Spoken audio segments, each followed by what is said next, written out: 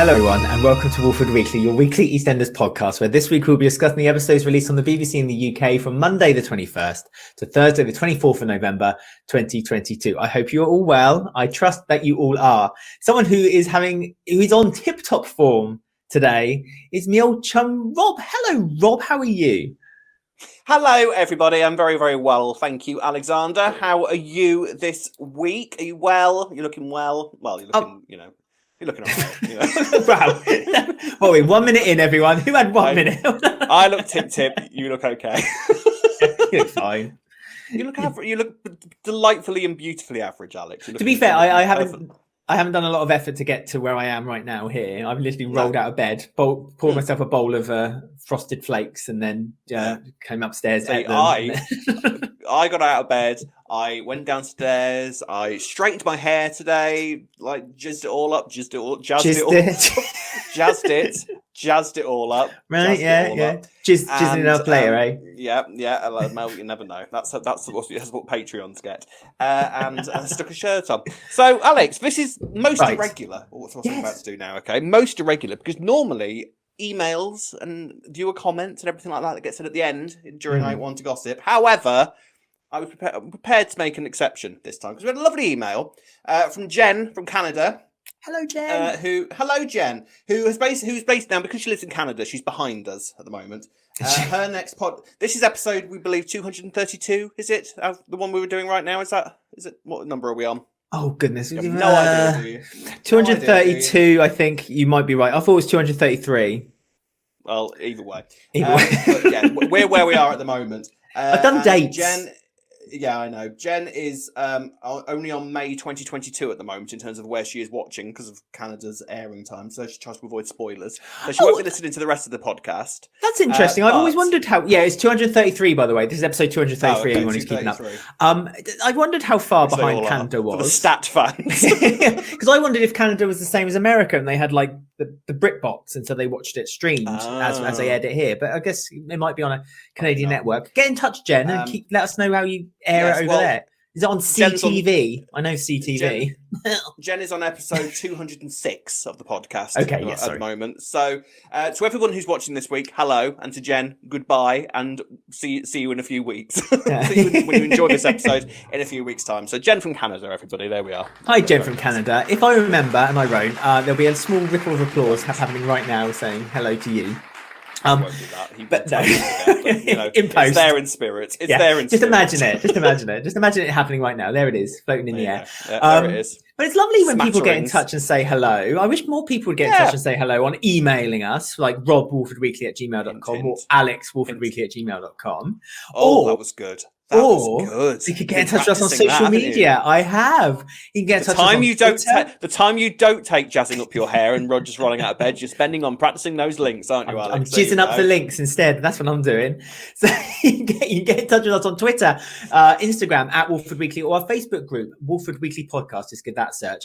And don't forget, if you can watch us on YouTube by searching Walford Weekly Podcast, or you can listen to us on Apple Podbean or any of your favourite, Spotify, any of your favourite podcast apps. We're also on Mastodon.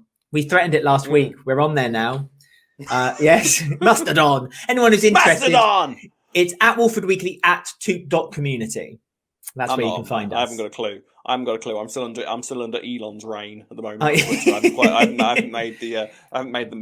He made it past the weekend, didn't he? He made it past the weekend. Yeah, which no one expected. I mean, we're all surprised in the UK that Matt Hancock's still in the jungle and Elon Musk is still in charge of Twitter. Surprises everywhere.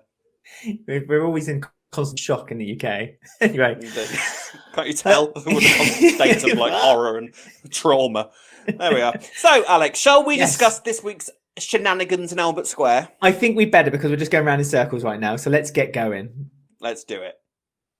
So our old friend Janine had a bit of an accident this week, but not before she boasted about her child in front of Linda, which gave Linda a very difficult decision whether to care for Janine and encourage Mick to get back together and kind of encourage him to do a proper proposal in front of a World Cup match, or whether she could take this as an opportunity to say to Mick, you know what, is this really the right thing for you? Which is what Shirley ended up doing at the end of the week by telling Mick that, you know, you're only giving her, it's a shotgun wedding and you're only being with her because she's pregnant, which I think has rattled Yes, nicked a little bit. Landed in Michael's head quite loudly with a clang, doesn't it? He definitely thinking that because he had one of those pensive looks at the end of the week.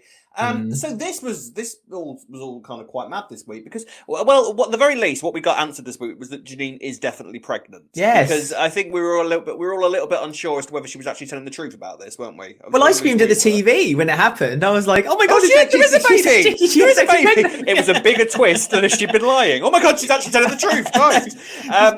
Put that in the DVD of Lie Hard. Yes. I mean, what's worth mentioning this week, especially at the start of the week, is it's fair to say, I don't know if you were aware, Alex, but the World Cup's on. And I don't know if you were aware. I don't know if EastEnders really mentioned it. Not many mentions of it. Monday was really sparse of mentions. Really, I wouldn't have known at all. Barely mentioned. There was any sort of sporting related things going on whatsoever. There was full scenes of it. We had puns. Mick and Janine, Mick did a football pun whilst he was holding Janine's hand while she was getting her scan, because that's what Mick. That's the kind of jovial Jack the Lad Mick is for a football pun in for World Cup week. To be fair, that wasn't before he then also had to go to the NHS for having him wait a little bit longer than he wanted to. And I did love that the nurse kind of attacked him back and said, "Well, we're working very hard for very little pay." Yes. Although I did quite enjoy Janine's facial expression, which literally said, "Save it for your union. I don't care. Just scan my stomach." So yes, Janine has got a baby, and all is well at the start of the week. However, as Janine gets the scan photo and she's on top of the world, nothing could be better. She's got Mick where she wants him. He's proposed to her. All is well, and she's got a nice healthy baby inside her. So she goes and brags to Linda and does her thing, a little thing which I quite enjoyed, because I do like Janine when she's pregnant. When she's smug. I love pregnant Janine. I love Janine when she's smug and sort of rubbing it in, which is what she was doing to Linda. And then she went off shopping because she couldn't be asked to deal with all the World Cup madness in the pub. She's like, "No, I'm going shopping." So, which fair enough, can't blame her for that really. And she goes off into the tube station. Now, I wasn't entirely sure how this happened because there were some sort of rowdy England fans at the top of the stairs, and somewhere along the line of those of Janine and these lads sort of passing on the stairs, which you should never do. It is bad luck. Bad luck to pass on the stairs. Yeah. Don't be doing anything. Black cats, shoot them. If you live in Albert Square, ladders aren't allowed. No, mirrors cracks aren't allowed. Don't be walking on any cracks. Pavement. No, that's why everyone goes via car and on the road all the time. You never see anybody on the pavement in Albert Square. They're always going around the road, and that's why people get hit by cars all the time in Albert Square, Alex. It's all logical sense. Anyway, so Janine somehow falls flat on her stomach on top of the stairs, which ouch. And begins bleeding, and somebody eventually. It takes a few people just to kind of step over her. Yeah, I know. I thought that she sat there rolling around. She laid there rolling around in agony on the thing, and everyone's just like, "Step over her. We're in Albert Square. What do you expect? It's the sort of thing that happens here a lot. Don't worry about it." And just kind of go. And the camera panning up from her just laying on the ground, and I thought when people come rushing over to her, but no, people don't say. Not in Albert Their shopping Square. Bags just stepping over. It's a common sight in Albert Square. It's more like it's more unusual to find someone having a normal life in Albert Square rather than just rolling around the floor in absolute agony. Yeah. If you're what's happy, up with her? I don't trust her. She's clearly a murderer. He clearly just murdered someone. Why are you smiling? Why are you happy? What are you doing smiling around here? But eventually someone calls her an ambulance. Linda discovers Janine being put into the ambulance, calls her an ambulance. On her way to... she's on her way to a community support officer, isn't she? Yes. Well, this is the thing. Linda is on her way to a community support officer, and then comes across Janine in the ambulance. Janine's like desperate for anybody. "Don't leave me, Linda, please." She's scared. I bet because her stomach's hurting. So Linda agrees to go in the ambulance with her, and then sees that Janine is bleeding. So Janine gets to the hospital. In the Vic, all is going mad because of the World Cup. Because I think it was the England match, wasn't it? I mean, my knowledge of it is very. Can I just say? Yes. Can I just say? You're very impressed with me here, Alex. My lad moment of the week. Okay, at work, I put money in for the pool, for the World Cup pool. All right, yeah. Who's got? Yes. Right, well, we this is where you fall down. Well, no. I put money into a World Cup pool. What teams? I don't know. Well, no, I do know, because we had two teams each, right? So I had to pull a team out pull two teams out at random. Number one I got was Iran, which apparently lost 6-2 at the weekend, so that doesn't bode England, well for me, really. Yeah. Yes, which the other one was Denmark. So apparently Denmark's a decent one. Don't pretend you know, Alex. Don't look. No, don't try look at. Wasn't there a for your shock? sporting knowledge? Oh, Wasn't there a shock result? I know Why are that you Saudi asking me? Arabia beat Argentina, and that was a shock result. Yeah, but there was another one with a European team, and I'm wondering if Denmark was that team. I think Japan beat Germany. That's the one. There you go. Yes. Look, we can be lads. Look at us. Lads. Wait. Let's start a World Cup podcast. Welcome to the World Cup podcast. Welcome to the World Cup podcast. Yeah, I ain't one to gossip. Anyway, so the World Cup's going mad at the pub. So Linda's desperately trying to get hold of Mick. Can't get hold of him because his phone gets knocked behind a box of crisps and it's all chaos. So he can't. Shirley literally walks out the back. Shirley literally walks out the back and then just like a broken video game character. It's like Shirley glitched. Just sort of walked into this crisp packet and then just turned and carried on walking. Yeah, an NPC just kind of walking into the wall on The Sims. Yeah. Yeah. So Mick can't. No idea that Linda's desperately trying to get hold of him, and it turns out that Janine has placental abruption. That's the one. Which I can't say I've ever heard of. But I'm sure it's a thing. Obviously, it's a thing. But I hope so. Medical illness. Medical EastEnders have got that. It up. There's some desperate storylines. They just put 2 words into a search engine. Right, pull 2 words out. Placental. That's babyish related. What word should we? Abruption. Ooh, Let's go for that. That sounds dramatic. Let's do that. No, that is a thing. I mean, it's sad. It's kind of shocking how much can actually go wrong during a pregnancy. And there's nothing like a soap to point out all the things that can go wrong during a pregnancy. I mean, is there? anything is going to happen during or just after someone's given birth. Then it's going to happen on a soap, and so it's exactly. It's just a surprise to us because we believed that Janine wasn't pregnant in the first place. I know. I was stunned. Some big ruse for her to kind of keep Nick. But now there you go. But and it looks like she's not going to lose it either. No, well, this is the thing. I kind of thought that this is all right. So she's going to lose the baby now, and then presumably blame it on Linda or something. And that didn't happen.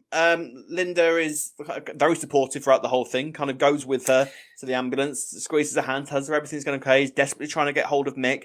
He's very selflessly, I think, throughout the whole thing. It's not like she's trying to kind of like just say to Mick, "Look, do you remember how nice I am? Do you remember how generous I am?" It doesn't really seem like that. She's genuinely trying to be a decent human being. Even goes to the length of getting a frame for Janine's scan photo, which was a lovely thing to do. It was a lovely thing to do, but I think Janine feels Janine's furious. Janine's still threatened by Linda, isn't she? So at first she was threatened by Linda because she wound Linda up because she knew that this was hurting Linda a lot. Now that Linda's kind of playing the bigger person, and now it kind of like is helping Mick along. Then Janine's getting upset about that now and kind of worried that perhaps Mick is softening toward Linda again in that. Wow. So no matter what Linda does, it's never going to win in Janine's eyes. Janine's going to be worried by her. Because the thing is, Janine has only really got Sonia for support at this point, and Sonia. Oh, and Kim.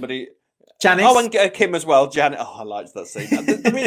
There is a huge amount of nonsense attached to the fact that Kim still goes around calling Janine Janice, but I don't care. But it also makes me laugh every single time it happens. Every time she says it, Janine sits there and goes, "Oh," and like closes her eyes. It's like Rodney only Fools and Horses being called Dave all the time, isn't it? Yeah. It just sort of, she just kind of accepts that it's a thing now. And I mean, at the very least, I would have thought like I think during there was a scene later on in the week where Kim was kind of like, "Yeah, I went to see Janine. I'm her friend. I'm a friend. I understand her." And to the point, someone should have turned around to her and go, "What?" To the point where you don't even say her name right, or something like that. It'd be cool. Anyway. It'd be cool if, like, when Janine leaves the show, when they do the scenes where like they're talking around the square, they'll be like going, oh, Janine's gone for blah blah blah blah, and Kim looks up and says, "Who's Janine?" That would be nice. I'd like that. Who's Janine? Should I know Janine? I mean, I'd understand it if Janine was a kind of quite a quiet person who kind of could be forgotten about easily. But everybody in it, Albert, Janine Butcher, I think, is well known throughout most of the apart from Kim, Albert Square. She thinks it's Janice. Bless her. Janice Butcher.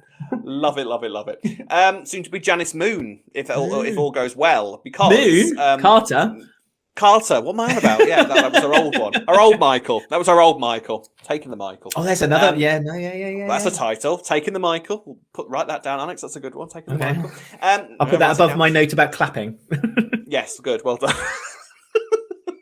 Anyway, so Mick feels guilty because, quite rightly, I think in some ways he's kind of like, yeah, I am spending quite a lot of time with my ex-wife here instead of talking to the woman that I'm supposed to be getting married to. So he's trying to do the right thing. Yeah. But we all know, Mick knows, Janine knows, everybody knows that Mick is still desperately in love with Linda, which is kind of why there is still an element of me that feels a little bit sorry for Janine, because she goes into lashing out mode this week, and here I think we saw kind of quite clearly the ultra character of Janine. There was quite a pure Janine, I think, this week, where it literally, as we always say, all Janine ever wants to do is to be loved. All Janine ever wants is someone to kind of be there for her.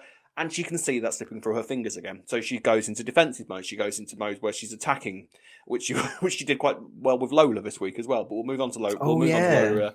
I liked that scene. I liked that scene. It showed her cruel, and it was funny. I liked the way that Mick almost defended it as well. So again, he defended Janine for doing it, although he told her to not, calm it down, Janine. Rein it in. Yeah, rein it in. When it was mentioned later, he kind of just said like, "Oh, I sent her upstairs just to calm down." That's Janine, isn't it? And it was a bit like, So I was the same. I was a bit like, great scene. But it was surprising how quickly Mick kind of knelt down and allowed it to happen. I was like, I would have thought there's been moments of that a lot throughout their relationship, though. Do you remember when Nancy punched Janine? Like, I think she just discovered that Janine had been there when Linda would, like, for the pitch that Linda was drunk for, and she stormed into the bar and just punched Janine. And Mick followed her in, didn't say a word to Nancy, who just punched her, just kind of just looked all worried at Janine on the floor. And then when Janine got up and hit her back, he was like, "Oi, stop!" So there has been that is kind of a thing with Janine. She doesn't really. Deep down, I don't think Mick has a clue on how to deal with Janine. He thinks he likes her, but what I think he's done is he's kind of got himself into a situation now that he doesn't know how to get out of, because now that she's pregnant, he's kind of like, I guess I need to just do the right thing here. He's kind of just hoping that everything's going to be okay, and it's definitely not going to be okay. So you think he's in the camp of that Mick's kind of, it is what Shirley suggested, and that is he's only marrying 100%. Her for the sake of the baby. He knows everything. He knows because this is the guy that took 20 years to propose to Linda, and he's going to just propose. So in a lot of ways, Mick is sort of naive and amateurish at this sort of thing, of his dating malarkey. So you get a girl pregnant, I guess, right, well, I made mistakes with Linda because I didn't propose to her for 20 years, so I guess I need to propose now. It's almost quite traditional, because that's all he really knows how to do at this stage. So there is an element of quite sweetness with it with Mick, even though he's a bit of a numpty. So I'm intrigued to see where this goes from here, actually, because now obviously we're nearly at the end of November now, so we're into December. This is going to be the run up to his exit. We're in the final furlong of Mick's time in the show. So from here, it's all going to, as Shirley said, end in disaster. So predictions: where do you think this is going to? Where do you think what's next? Do you think there's another little twist coming before the ultimate Die Hard reveal, or? Well, I mean, the relationship between Linda and Janine can't stay the way it is. I think it's at the moment it's just pleasant above the water, isn't it? So they're just kind of like for show, face for value. Mick. For Mick, they're kind of staying civil with one another. That mask will slip on both parts, I would say, eventually. Oh yeah, I think that fight before the end. Yeah, and I think Mick is constantly going to be reminded by Shirley and possibly other people that is Janine really the one? Are you sure that you're doing this for the right reasons? And as you say, I think that's kind of I can't really see it ramping up any bigger now until the actual big week when it would happen. You know what I mean? I mean, what I'm wondering is so at the moment it seems the baby's going to be okay, which I'm surprised by, because it means that if Janine is going to go off after when this story is done, Janine's going to presumably go off with a baby, which gives her a nice sort of avenue to come back for, even though Mick's not going to be there. So I'm intrigued to sort of see how all this is going to be tied up. The Janine being pregnant thing, was it just so that Mick would propose, just to sort of add that extra layer to the story, or was there really a reason for Janine to be pregnant throughout this whole thing, do you think? I don't know. I mean, to be fair, we all thought that the direction it was going to take was that Janine was going to lie about being pregnant. So the fact that they kind of kept it in close to her, it feels surprising. I mean, there's still that possibility. They've peppered the idea now that this placenta abruption, could peppered be a placenta abruption. You know what I mean? That's something they can now consider as an out for Janine's pregnancy. I suppose it could be something, and I would imagine that would be a very personal thing. I don't think she'll want to make that well, it won't be knowledge to other people. I don't know, really. I really don't know what's going to happen, especially with the photographs that were leaked, about what's going to, I don't know how do we get there? Exactly. How are we getting to where we are now to that? I can't. I mean, the thing is, I don't think they can really justify a miscarriage. They can't do a miscarriage storyline in 3 weeks, even to anybody, even though it's Janine. That's still something really personal that a woman is going through. So can you really just use a miscarriage as a sort of plot point as opposed to an actual character point? You know what I mean? I would agree with you, but we've not quite come out of the let's get stories out quickly era just yet, are we really? They still like to get the stories pushed through. And I think you could use that kind of torment and, upset for Janine toward why we would get to that point. Those photos that would make sense, because Janine would be probably very desperate at that point. She'll be desperate with grief. She'll be desperate with lies. True. So in a way, I can see it kind of working. Which is when Janine's at her most dangerous. Which is when Janine's exactly when you need to keep your eyes out on Janine. So I could see it that way. But yeah, interesting. See what happens. Let us know in the comment section below where you think the final path of this story is going. It's very exciting. Next is Lola, and she's continuing to take the treatment, the chemotherapy. It's making her very unwell. Lexi has noticed how she's been acting recently, and lo and behold, a letter from the NHS came through the letterbox. Lexi took it, opened it up, and had now been revealed to her that her mum is still very unwell, and her mum is having to take this extra therapy, which she feels betrayed and lied to. We've been building up to Lexi being lied to up until this point, because she'd been lied a couple of times by Jay. Well, when they first got together, Jay and Lola getting together, then she got lied again about her mum being unwell and sick, but then they admitted it. So she's upset that she's consistently being lied to kind of and she's still save being her. lied to, really. But I don't think she's being lied to now, because Ben is sending the archers so that he can maybe send them to America for treatment. Lexi doesn't. I don't think Lexi knows that much, but she knows she's going to America to go to Disney World. So Every cloud. I feel like that she's not. They're not necessarily telling her a lie. They're just not telling her the whole truth now. So she's not outright being lied to. But to an 8-year-old, that's a lie, isn't it? There's not really any distinction and subtleties between telling fibs to a little girl. Really, to an 8-year-old. I mean, we know that Lexi's very confident. She's quite worldly. She's been able. She could stand on her own 2 feet. She's aware of the world around her.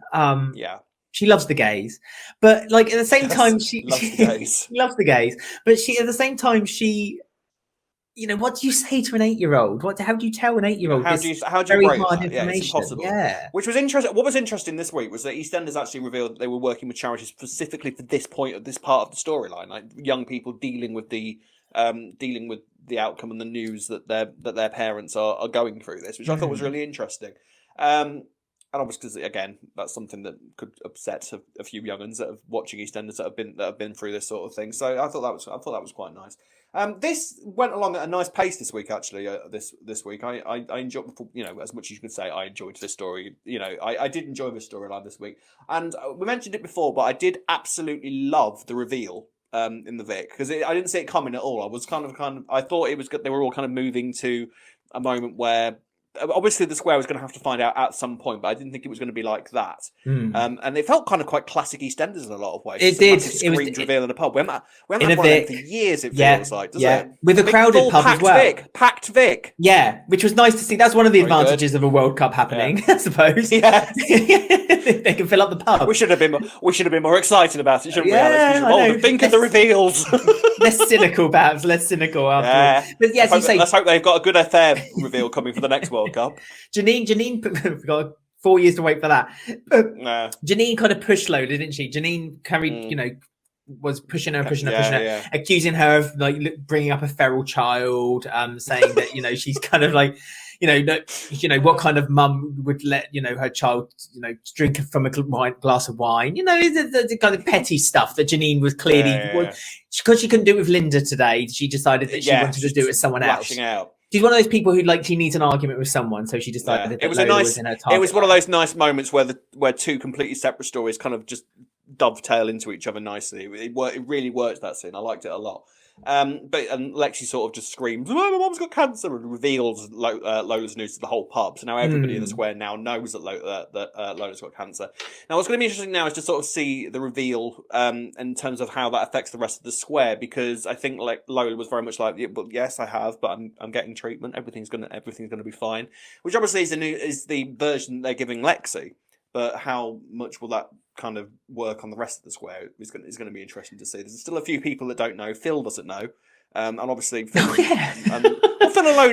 It's funny you saying Phil doesn't know. I haven't missed Phil at all. I know you. Controversial, everyone. Comment below if I'm wrong, but I have not missed Phil at all. Like the whole time since Phil's been gone.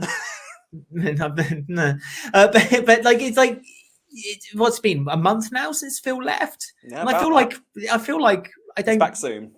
Yeah, of course he's back soon. We've got the Billy story as well. Like kind of in the background. Like that's gone a bit whoever quiet. was on the phone. And whoever was on the phone. And whoever he was on the phone asking for help from as well. Is it Grant? Yes. Question mark. We don't know. But like this whole a lot of the stories that have been happening around hasn't really missed Phil not being there. Do you know what I mean? And this Lola story, you think because it's a Mitchell story.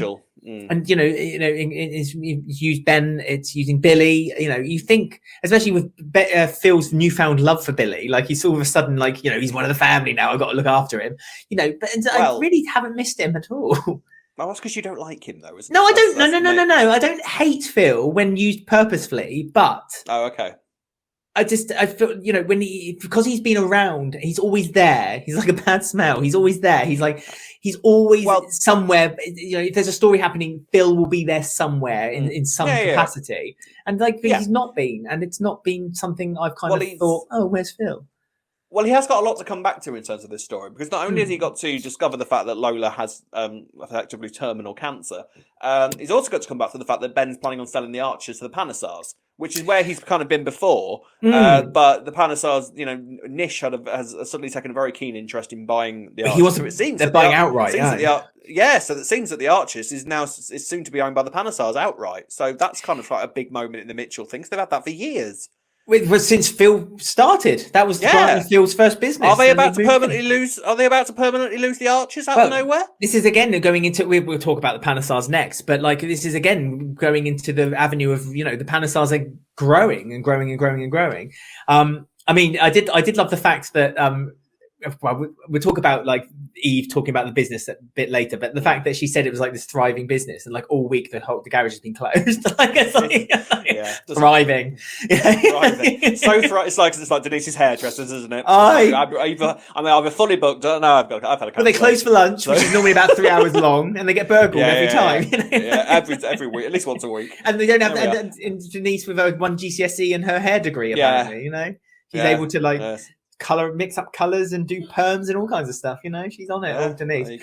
But that's got nothing to do with poor old Lola, because poor old Lola has been promised by Ben treatment. Ben was a bit put out this week because he felt like the lying that they were putting toward Lexi wasn't fair, and that he was more keen. Honest Ben, because he's quite well known for wanting to be open and honest with people. Well, he wanted Lexi to know the full ins and outs.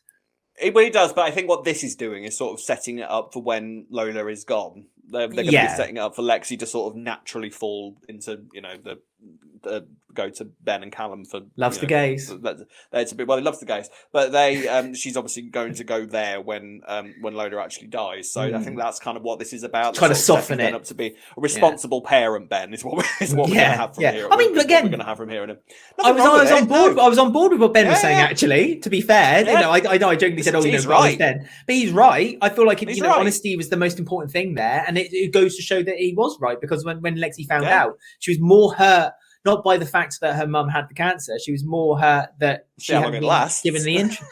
Well, yeah. I mean, there was lovely scenes with, Jay and Lola kind of comforting her, them getting into bed together and giving each other a hug. Yeah, that was lovely. And going to London Zoo and seeing the salamanders and, all kinds of stuff. The salamanders. Yes. This is going to get really, really sad very, very quickly. And still, we're not entirely sure how long Lola actually has left, because the doctors have sort of left her on that cliffhanger. She's receiving the radiotherapy at the moment.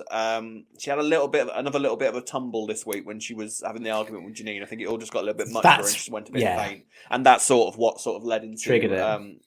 triggered it all into coming out. So we shall see where this goes. But yeah, it's going to be really sad because I think now Lexi now knows this is just now going to be about how this community reacts to it and how Lola's family reacts to it, which I think now we're in the actual point of the story, which is a young person having this and how their family and the person deals with having that condition. So we'll see where it goes.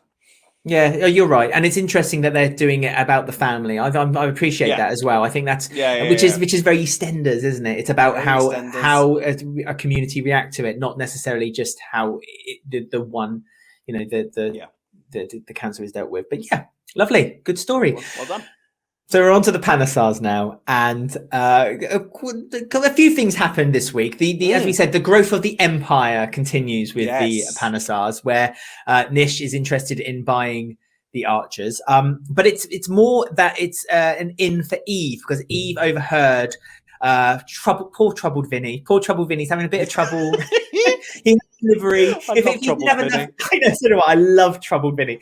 He's not got enough problems on his plate. He's now had a delivery that he didn't order, and he didn't know whether to return Vinny. or to just pay for it. I mean, I think it's an easy solution there. But Nish Nish suggested that he just spoke to the solicitor about it. And Vinny's a bit like, oh no, I don't know what to do. Oh, I don't know. Oh, I don't know what to do. One? I don't know which button to press on the phone. I don't know what to do. I don't know the words. What's a call centre? What am I doing? What's my hair like this? I don't know. The family's torn apart. I love Vinny. He's so tortured, poor Vinny. Bless poor tortured Vinny. Eve overheard this conversation, and so he took it as an opportunity to maybe find. Saw that Vinny was on the edge of a nervous breakdown. Like, right, I'll step in here. It's fine. Counsellor, solicitor, everything she is. Bacon Queenie maker. Can do everything. She can do anything and everything. She wants to kind of get into the family because Stacey and Eve now both agree that Suki looks like she's in a bit of a dangerous situation with Nish. Nish seems to be quite controlling of her, and they've not seen Suki in this kind of situation in the past. Up until now. So Eve successfully does get to become the solicitor to the Panasars by revealing that their old solicitor had taken a bribe from the Sharma family, which then led to shenanigans. I've forgotten about all of this. I know. I mean, that's I wonder if that was always the plan or whether that was just a happy coincidence. I feel the latter. But it's it worked. Hey, it was quite good. It worked. And what I also quite like is the fact that Nish was very against the idea. No, you're no. And then Eve actually was, well, I've been in prison. Oh, well, when you start. Oh, you're one of us, are you?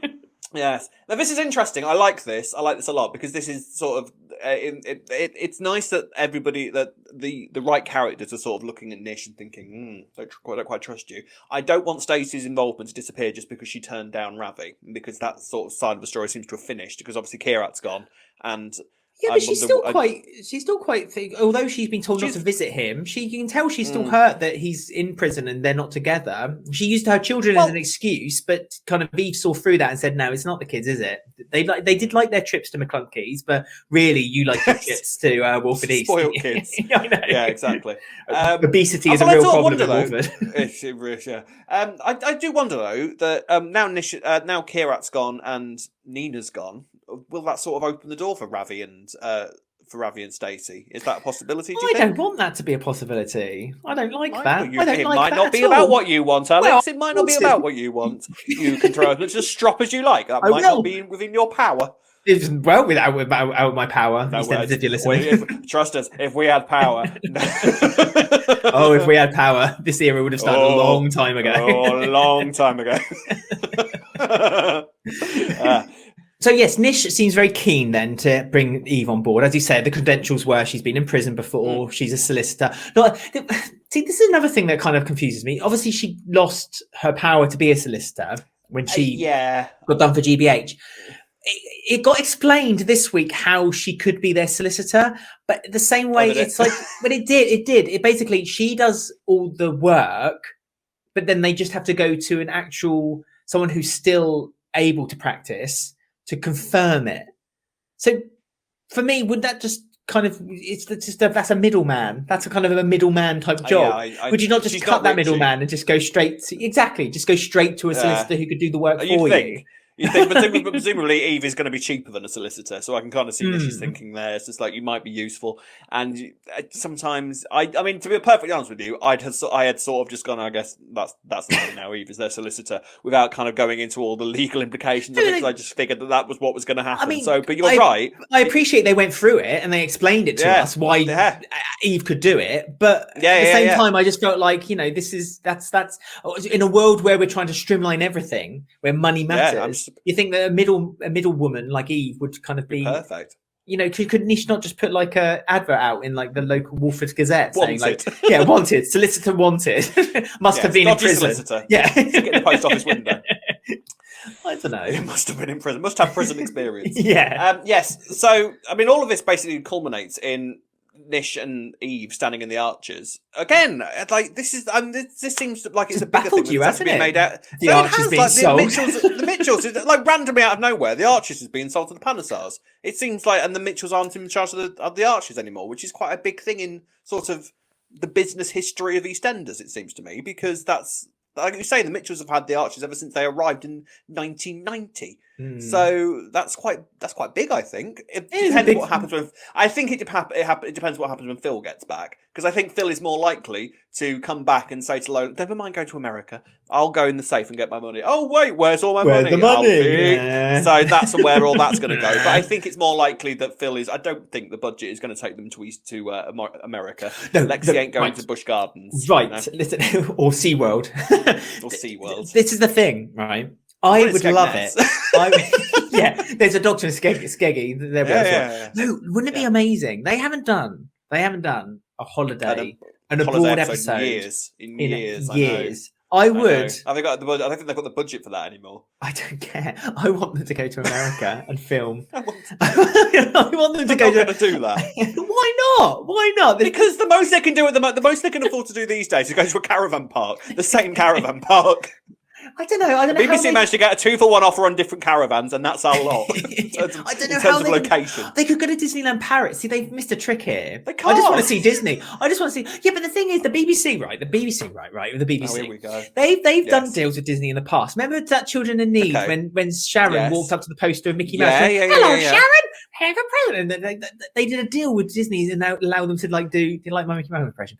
So I think if the BBC asked Disney really nicely, and I know the BBC aren't allowed to advertise. I get that you're not allowed to do product placement, but I don't care. Just on this occasion. So you're literally all you're doing is listing all the reasons why this part can't possibly happen. But I don't care. Break license fee rules. I don't care. Yeah, I don't care. Who cares? Put like a big a Pepsi logo in the corner of the screen throughout the whole episode. Just do it. If it means that we're going to have an episode where they're going off to Florida. And we're going to see Lexi having a great time while Lola's getting some medical care. So that aside, with the grand idea that I'm proposing to the BBC, if you're listening, hope you enjoy. It's definitely going to happen. That's definitely going to happen. Eve has been warned now by Suki not to interfere with the Panasar family and to stay away. Eve's obviously not going to take with that. Yeah, not going to take any notice of that warning, because she's dedicated to the cause of, getting to the crux of the matter within the Panasar family and healing poor old Vinny from his troubled Vinny needs help. life. Vinny needs help, bless him. And it's not coming anytime soon. We're in for a lot more anguished Vinny in the future, I think. So do you think Eve's going to interfere too much then, or do you think it's just going to be? Well, I mean, the thing is, the reason that she's put herself in this position is because she wants to interfere and she wants to kind of uncover as much about Nish as she possibly can. And obviously, she wants to get closer to Suki as well. And with Stacey's involvement, Stacey's basically going to be standing behind Eve. Hey, go on, find out more. Go on. She's going to end up in quite a lot of danger because Nish was already a little bit kind of concerned about Eve. And obviously, the fact that Eve is now going to be within the family a little bit closer is how long is Suki going to be able to keep her feelings under wraps? So it's all going to go very horribly wrong a bit soon, I think. So I can't wait. Fair enough. Right, we've got one last story then, and it's Rocky's proposal to Kathy Cotton this week. Kathy Cotton in front of Bobby, Freddie, and the now non-vegan Dottie. Yet again, another little faux pas of vegan Dottie. Yes, I'll bring it up. I know. I'm not trying to talk down veganism whatsoever. You don't know it was buttered. You don't know it was buttered. Oh, well, because Kathy said it was her special croissant. No, you're quite right. You're quite right. Anyway, so Rocky is also he's concerned about Harvey as well, because Harvey is talking to an Italian called Sophia. On French the woman called Sophia. Sorry, a French French Italian with a name like Sophia. It should be Italian with a name like Sophia, but like Sophia Petrillo. But it's French. But she's French. She's Sophia from Paris. From the block. Sophia from the block. don't be fooled by the rocks that she's got. Let us status. From Le Rouvre. So Harvey's talking to her. Industrial estate. But we also had a moment between. Don't you think it was weird seeing a scene between Rocky and Alfie this week as well?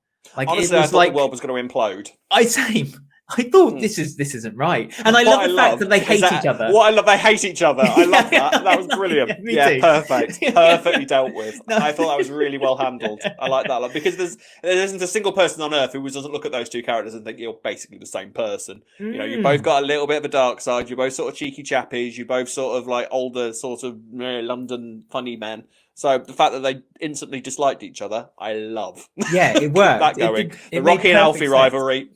Throw that out there 100%. Love that a lot. I mean, yeah, we can briefly discuss. There's not a huge amount to discuss about the Kathy and Rocky thing. He messed up during the week, and so he basically kind of. Well, I don't think he wasn't planning on proposing, was he? No, it was never his plan. It was just his way. Never his plan. He was just trying to be. He was just trying to be a bit romantic, and Kathy took that as, "Oh, you're proposing? Yes, I will marry you." Yeah. And then we sort of got it revealed that Rocky, and then Rocky. I've always wanted to be a cotton, and Rocky is clearly already married to some woman as well, because he sort of gave Mitch a hypothetical situation. So, I mean, see, this is another trope of not EastEnders, all soaps or anything. When they go, I've got a friend and they've done this, and it's like no one's thick. Everyone knows it's you. Stop doing this. Thick. Mitch is that. You've got a point there. In this genuinely hypothetical situation, Rocky, I'd say that man's in a lot of trouble. Anyway, let's watch the football. Yeah. So Rocky is married from some. Well, I presume. See, now, obviously we've had the whole sort of him being Dottie's dad thing sort of retconned, and that's not happening anymore. But he did mention like a woman. He did mention a woman not so long ago, didn't he? When all of that was going on, which I think we kind of assumed was Sandy, but maybe isn't Sandy. So no, I don't think it's Sandy. Some other woman. But I don't think it's Sandy. But there is some other woman out there. Yeah, I'm just wondering who this other person could be. It's just really interesting. Wait, you say anyone, but I think there's going to be a twist somewhere. Maybe it's Sophia. I never thought of that. That's a good point. That's a good plan. Maybe her name's actually Sophie, and she's from Rotherham. She's not from Paris at all. But I mean, again, another con artist. It takes a con artist, two con artists to know a con artist. So yeah, that's going on. So at some point soon, we're going to have more Rocky secrets unearthed. So we'll see how that goes. But meanwhile, Harvey has sort of closed himself away from the rest of the world because we don't know exactly what's going on with Sophia. But it seems that he hasn't spoken to her directly on the phone or anything. He's never seen a picture of her, and he's sort of apparently being catfished. They sort of work out, kind of, without really knowing what catfishing actually means. Was, yeah. So I'm intrigued I am intrigued genuinely to see where this is going, because there seems to be a little bit of a mystery as to what is actually going on here. Is it as cut and dry as this woman is just trying to get money out of him? Why is he kind of hiding himself from the rest of the world because of it? There's elements to it that are mysterious, which I quite like. But is Harvey that wealthy that he needs to have someone? He's a taxi driver in London. Taxi driver, yeah, and he doesn't even do that much at the moment because they all said that he's not left his house for 3-4 days, so he's not working. No, so he's skint taxi driver living in London. So I don't know where he's. Just Eat is like on his phone, like being used every meal like he can possibly get. And I'm intrigued, and now I've said it out loud. I wonder if Rocky's connection to Sophie might actually be a thing. I don't know. I'm very excited though, because I like a mystery like this. You know, when you don't really know what's going on and there's sort of questions that you want answering, and it seems like there is a twist coming at some point that's going to make us gasp. So I look forward to that. But I mean, yeah, throw your comments in the YouTube section below, or by any of our social medias, what you think is going on. Who is Sophia from Paris? Who is she? What's her game? And what is going to be the ultimate outcome? And who on earth did Rocky used to be married to? Throw it all in the comment section below. And you can do that just like these following people did. We will discuss now. Can you tell I'm kind of floundering slightly here? I do apologise. This is fine. We're watching. Blair, welcome to I Ain't One to Gossip.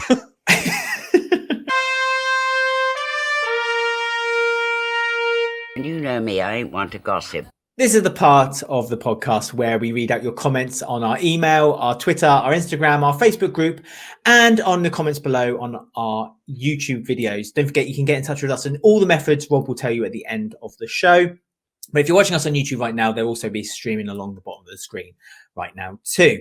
So we're actually going to start, though, on I Want to Gossip this week with a little bit of news that came out regarding a character that's being introduced to the show, presumably on Dot's funeral episode. That's another thing, actually, they just released only today of us recording, that Dot's funeral episode is going to be 40 minutes long. So they've knocked on another 10 minutes just for her. Wow. No, crazy. I know, I'm a bit disappointed by that, to be honest with you. I wanted it to be a full week.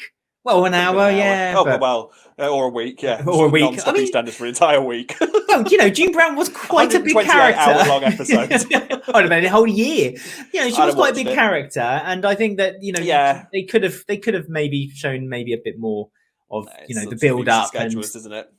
I guess, I don't know. It's a shame. It might be perfect. It could be lovely and delightful and wonderful. But something that might also be perfect is that a character is being introduced. His name is Johnny Freeman, and he's set to join EastEnders in the role of Dot Branning's great nephew, Reese. Now, Reese is a distant relative of Dot's. His grandfather's brother was Bob Colwell, Dot's father, and through the Colwell clan only saw each other occasionally. Reese always wished he was closer to his extended family. Upon hearing the news of Dot's passing, Reese is compelled to attend her funeral, and through a shared moment of sadness, there are signs of a spark between him and Sonia. So they've given Sonia a storyline as well. Our lovely bisexual nurse, Sonia. So... yes, it's fun. It sounds interesting. This guy looks. Sometimes a character picture gets released, and you're kind of like, "Oh, you look interesting." This guy looks fairly like sometimes he looks like a character. Like sometimes someone will get released, and it's just the actor's son like, "Oh my god, I'm in EastEnders." But this guy actually looks in character. He's got a costume. He's kind of got glasses and sort of a geeky, nerdy vibe about him. So I think he looks quite interesting. I'm looking forward to meeting Reese, spelled Reiss. That's right. So unusual spelling. So yeah, I'm excited to meet Reese. I'm pleased that Sonia's getting a story because God, she needs one because she's not had one for a big proper story for so long. So I'm delighted. She was in it this week. We did partially, wasn't she? She did. Was in it this week, and she moaned. Can I just say?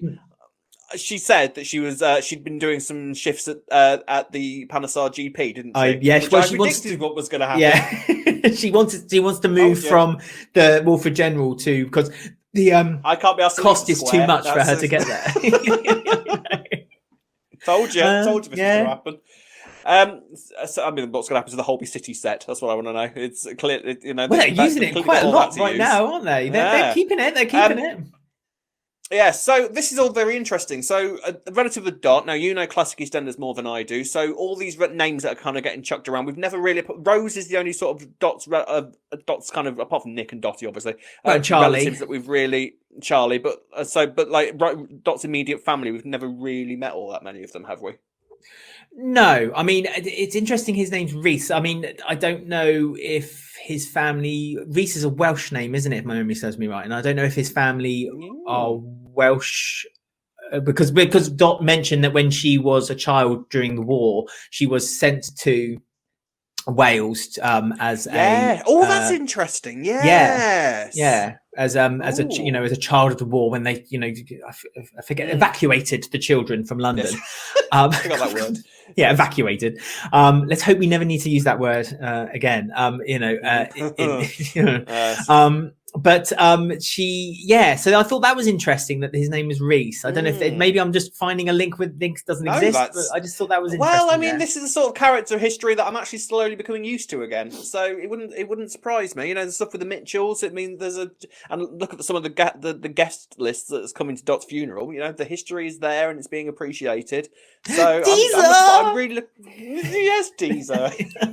So random, but Deezer. It's not random. It's perfect. I know it's good. It's great. I'm excited. I'm excited you're excited. I have no memory of Deezer whatsoever, so I'm looking forward to meeting her properly again. And her child, the one that Dot saved. Yeah. There you go. So that's exciting. Yeah. But yeah, go on. This whole funeral seems to be on the horizon. It's coming very, very soon.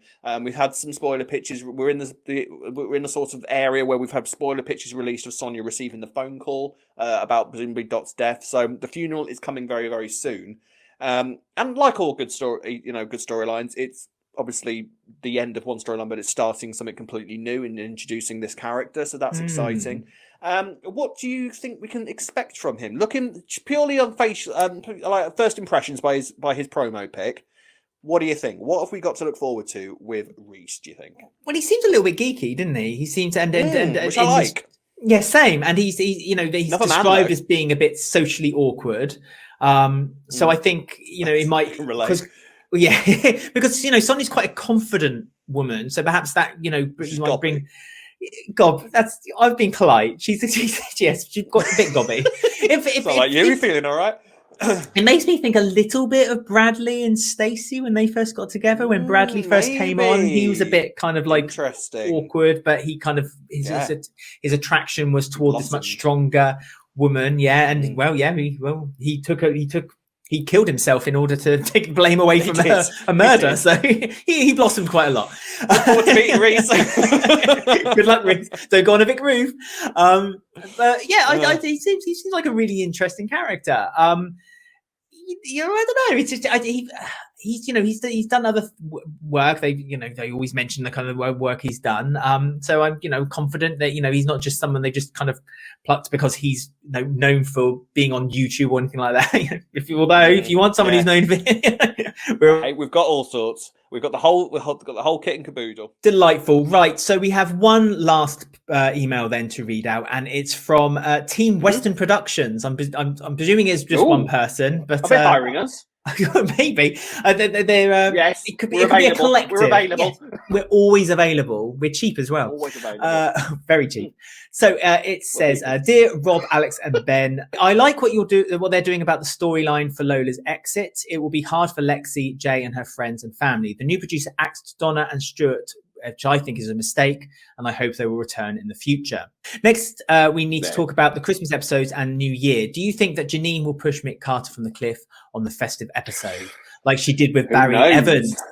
Looking forward to Dot's funeral being shown on TV. It's building up now, and they've just announced a new character. His name is Reese. Yes, we have just talked about that just now. It doesn't feel the same that Karat left the show this month. I feel he will come back because after Nish and Ravi came out from prison, they will find out that Suki killed Ranveer, and I feel they will have to keep this story going. I mean, a few bits and pieces there. I mean, the Christmas thing, thank you for your email also, by the way. The Christmas thing, do you think, we've seen Mick being off a cliff. Is he pushed? Does he jump? I don't think it's a coincidence that it's a cliff. I won't lie to you. I think there's definitely some paralleling and some mirroring going on there, for sure. But obviously, people are in a car. We don't really know who's in the car or what's going on. We know Mick's randomly got a picture of him flying through the air at some point. So it's all going to go horribly, horribly wrong at some point. But does Janine push him after causing a car crash? We don't know. It's all very exciting. It looks like it's going to be a pretty big Christmas episode. It looks like it's going to be the biggest one for quite a while. So I'm very excited to see it. But yeah, still, as we said in the discussion, I don't know how we go from where we are now to that point. Madness. Because, we've all presumed that because it looks like Mick is chasing after the car, but we didn't. Did we see the car coming off the cliff? I've forgotten now in those pictures. Yeah. There's pictures of the car going off the cliff. So I wonder. Oh God! there's also possibilities. The car could have just come off the cliff and there was no one in it, or Mick could be pushed. Lots to happen. But yeah, thank you for that email. And as I say, lots of things to happen over the Christmas and Dot's funeral and everything in between. Hey, bring it on! Busy December. Busy December. And thank you all for your emails and questions. We do try and get back to as many as we can. Give me something, so we get thousands a week. We do. We get thousands. We're inundated with messages every single week and correspondence. And if you want to email us or possibly get a shout out on the show, you can do it by doing the following. You can find us on Twitter and Instagram at Walford Weekly. You can find us on Facebook at Walford Weekly Podcast. On YouTube, don't forget to like, subscribe, and click the bell to get notifications about our spoiler videos. You can find us on Apple, Podbean, Spotify, or any of your favourite podcast sites. Email us at robwalfordweekly@gmail.com or alexwalfordweekly@gmail.com. Neat. So there we are then. That's the end of another week and a big old week. Things are slowly hotting up and I'm excited. I can't wait to get into December. The Clenner's Christmas. Let's see what he's got. First ever Christmas, isn't it? I know. And isn't it like the first day of Clenner's, my true love gave to me. Aren't we? It's like 6 months into Clenner's now as well. We're like halfway. Yeah, half a year for him. Elbow deep into the Clenner's. We are elbow deep. We certainly are. I mean, Rob, thank you for giving us an hour of your time this week. I know it's been very difficult for you to kind of like separate yourself, Rob, from your social life this week. I've been getting a few messages on my phone off a certain app that's somewhat distracted me this week. So that's all I'll say on that. Somewhat. So if the show feels a little bit disjointed, then you know the reason why. Don't blame that on me. Oh, Lord. Anyway, so very much not anything to discuss there whatsoever. So it's... we'll give you an update next week, don't you worry. I'm sure I'm not going to tell you anything. Or either that or I'm going to blemish it massively, just so you know that you can't say any of it on the podcast. It's too rude. That's what we do. Hey, why do you think he's talking to me on Grindr? There we are. So until next time, it's goodbye from me. Goodbye from myself. Have a lovely week. Take care to you all. See you next week, guys. Bye.